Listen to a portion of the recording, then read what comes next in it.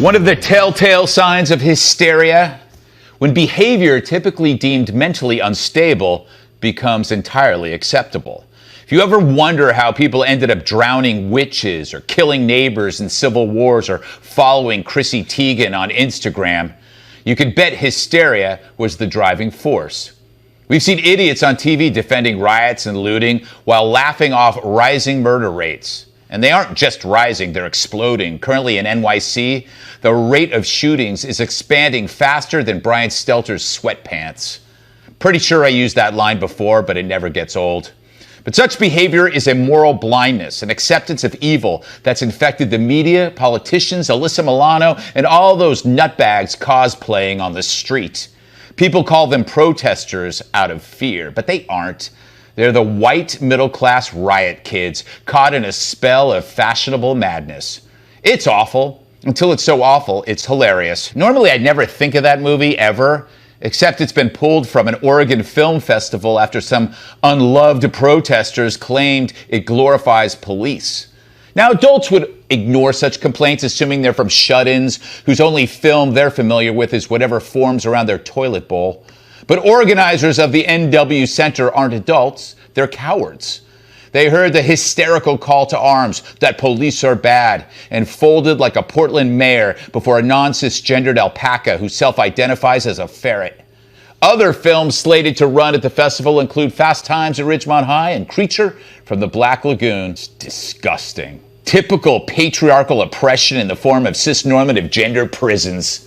Plus, Sean Penn played a surfer, a crime of cultural appropriation given that surfing was predominantly Polynesian. We need to ban this. Creature from the Black Lagoon? Well, how racist is that?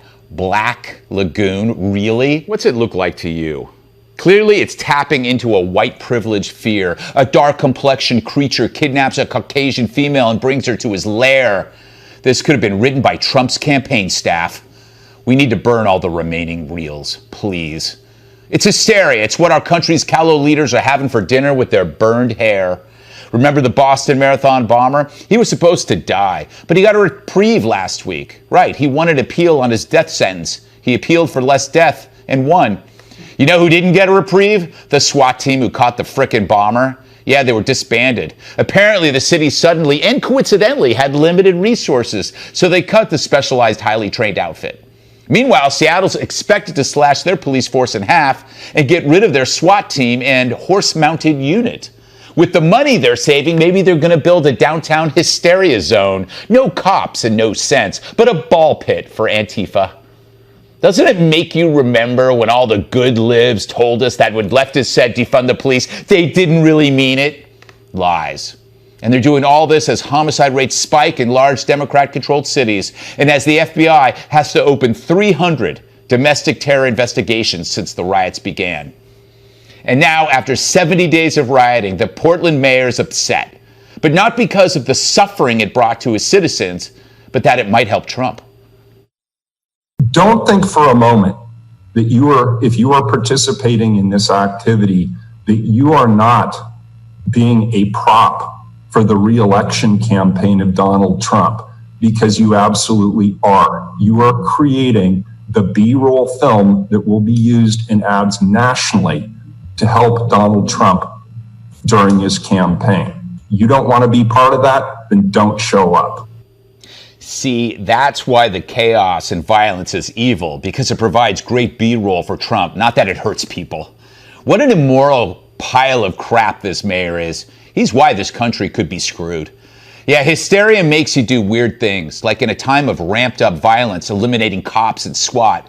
Do you think this is an intelligent response or a panicked one born from cowardice? Well, it's cowardice, but it's also mental illness, driven by a media that makes money not off content, but discontent. But there may be signs the hysteria is running out of victims. We're watching Ellen get figuratively and possibly literally canceled. Yeah, the most off-limits celeb you can imagine, a famous, lovable, liberal lesbian, is getting devoured by the wokeadile for being a jerk. That means the wokists are running out of fresh meat when they feast on their own. Bill Maher, lock your door, Oprah's coming. So will this insanity run out of steam? Or are these nuts just like Doritos, that no matter how many bags you go through, they keep making more?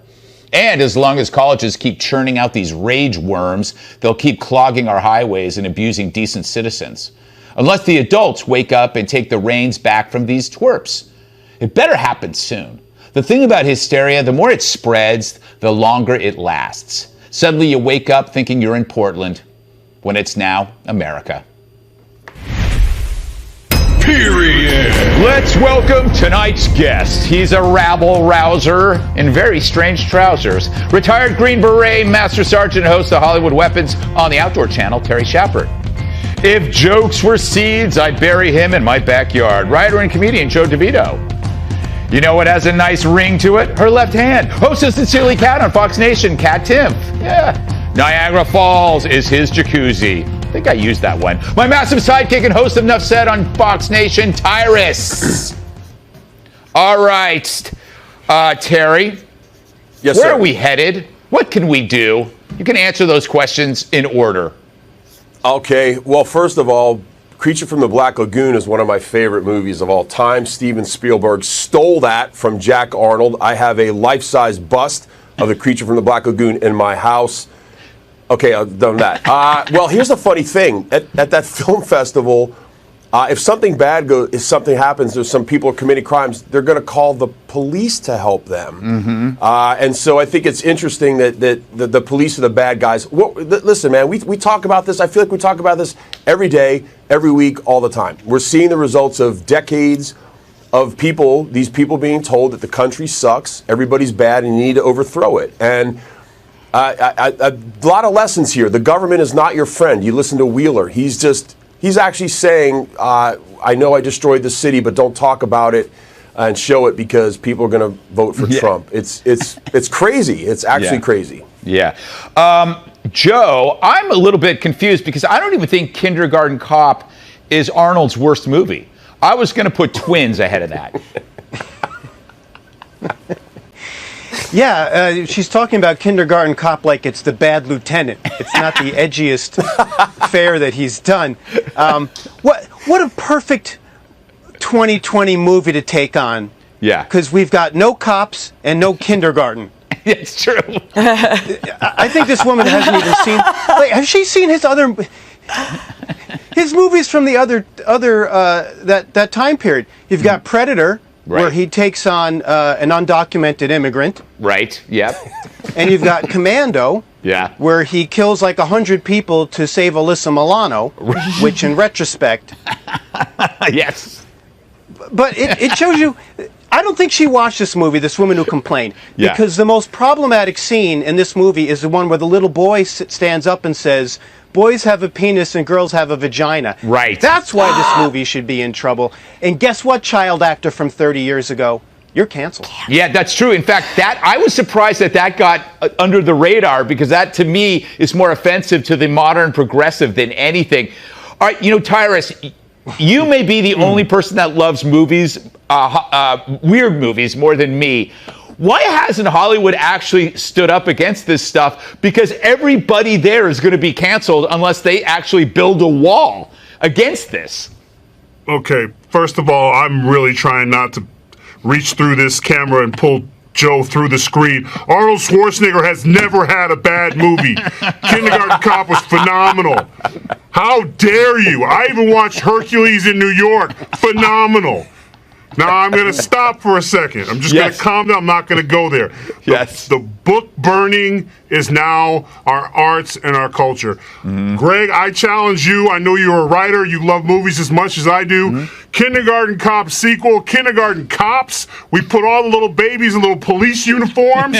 Our entire message is we're going to not defund the police. We're going to refund them. We're going to start putting more money in them, and we're going to start bringing them in as babies. Yes. They're going to grow up to be cops. This is the sadness of this, the ridiculous of the time we're living in. Like, I never thought I would be the adult in the room. And if you told me, Tyrus, you're rioting, burning buildings, assaulting people, and if you keep doing it, someone's going to make a video about you doing it, and it's going to hurt us, opposed to you need to be arrested.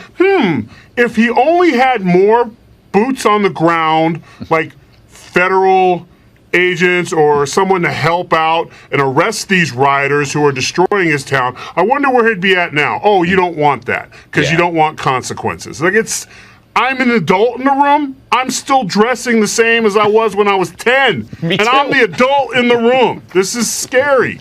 Yeah, I can Arnold still fit Schwarzenegger's into the my same. clothes when I was 10. I even tried. I believe that. Yes. That's true. Kat, I compare them to Doritos, these people, because they just continually get churned out. Do you see an end to this? I'm very pessimistic. No, I'm incredibly pessimistic because there is this narrative that has been very well established in the media that if you want police on the streets, then you're a racist. And that's the narrative. But if you look at statistics, Gallup just released a poll. 81% of Black Americans want either the same amount or even more of a police presence in their neighborhoods. So the people who are espousing this narrative, it's one of two things. Either they know that and they don't care and they're using Black Americans as props, or they don't know that because they're not going to bother to Google something before using it to sow massive division in the country. Both of those things are very bad. This is different, of course, than reform. 94% of Americans want either major or minor reforms in how the police operate, which is, of course, very different.